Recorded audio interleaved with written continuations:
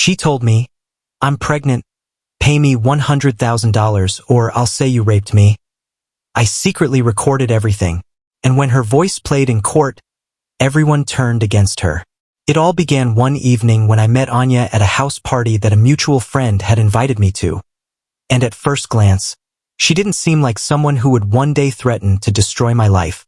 She had a magnetic energy, outgoing, confident, the type who could talk to anyone in the room and make them feel like the center of the universe. I wasn't looking for anything serious that night, just a chance to unwind after a long week. But somehow we clicked. Within days, our conversations evolved from random texts into shared coffee breaks and eventually those quiet, unspoken moments that sit somewhere between friendship and something more. It wasn't love, at least not for me, but there was undeniable chemistry between us. Felt casual, no labels, no promises. She told me herself, one morning as I was leaving her place, "No strings, right?" And I smiled and agreed because that's exactly what it seemed to be. But just 2 weeks later, everything took a sharp, terrifying turn. Anya showed up at my office building completely unannounced, and I could tell from her expression that she wasn't there for a friendly chat. We sat in a nearby cafe, and that's when she dropped the bombshell that shattered any sense of normalcy I had left. "I'm pregnant," she said flatly, "and it's yours." The room spun for a second, and I couldn't wrap my head around her words. We'd been together only once, and she had made it clear that it was her decision that night. I tried to ask questions, gently, but she cut me off immediately. "Don't act smart," she said coldly. "And if you're thinking of ghosting me, think again." That's when she leaned in, lowered her voice, and delivered the line that would haunt me for weeks. "Either you give me $100,000 or I go to the police and tell them you raped me that night." At first, I thought it was some sick joke. I stared at her, trying to gauge if she was just lashing out because I hadn't followed up after our night together. But her face didn't flinch. She was calm, steady, even casual. That was when fear started to set in. I knew how the world worked. I knew stories of men whose lives were destroyed by false allegations, no matter what the truth was. One accusation could wipe out everything I'd built, even if I was innocent. And this wasn't just a threat. It was blackmail, cold and calculated. I felt like the floor beneath me had collapsed. She was holding a match to my entire life, and I didn't even know why. Was it because I didn't text the next day? Was she angry I didn't fall in love? Or was it a setup from the beginning? That night, I didn't sleep. I replayed every word from our conversation, every expression on her face, trying to make sense of it all. The fear was overwhelming, but eventually, something sharper took its place. Determination.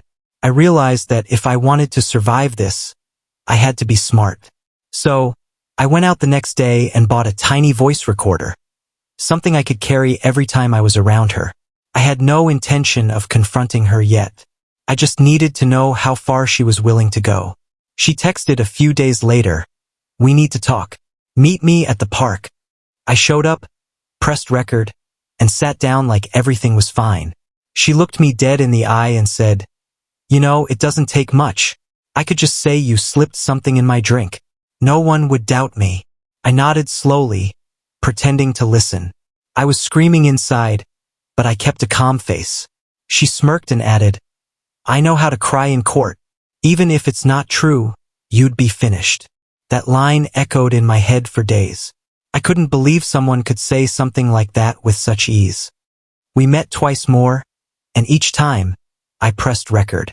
She talked about how society would take her side, how I'd be fired, how even if I won, I'd still lose everything.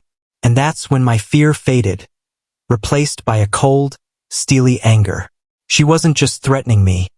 She was playing a dangerous game, and I refused to be her victim. I spoke with a lawyer, told him everything.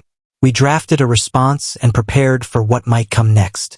Then, she sent the final message, "Last chance. Bring the money tomorrow, or I go to the police."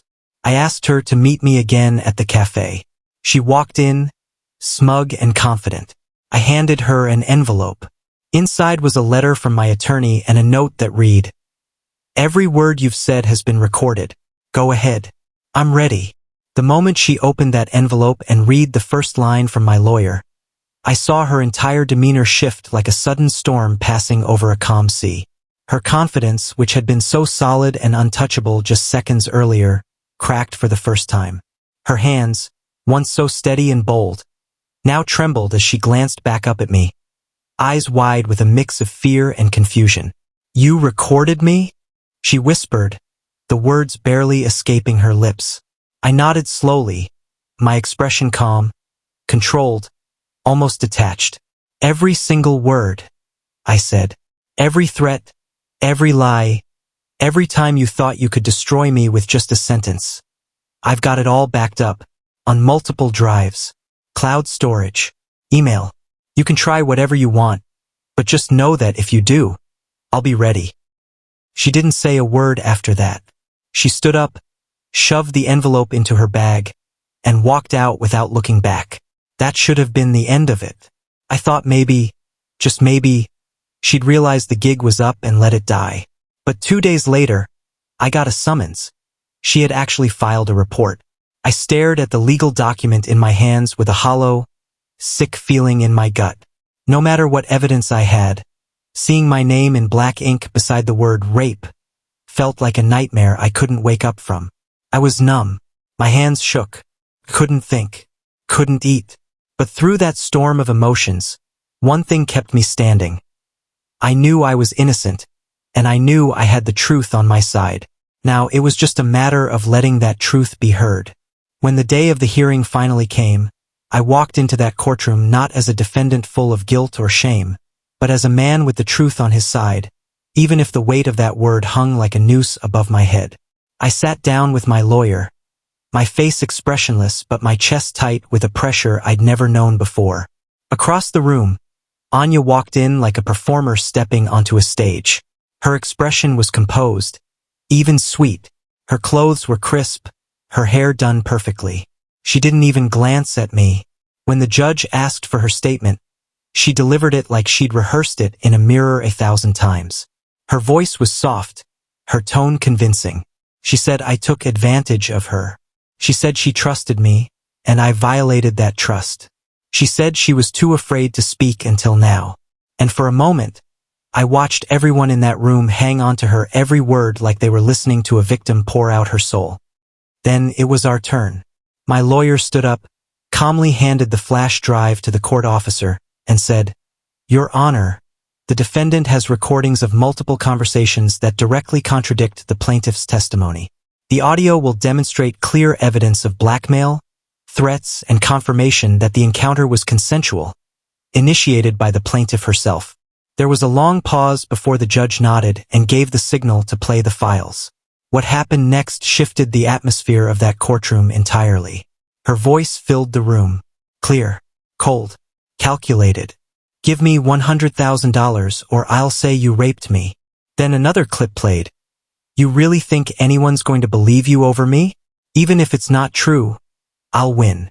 And then, the one that silenced even her lawyer. "I don't care if it's real or not. I know how to cry in court." I didn't look at her as it played. I didn't need to.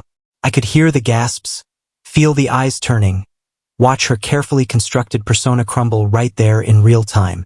The judge turned to her, face hardening.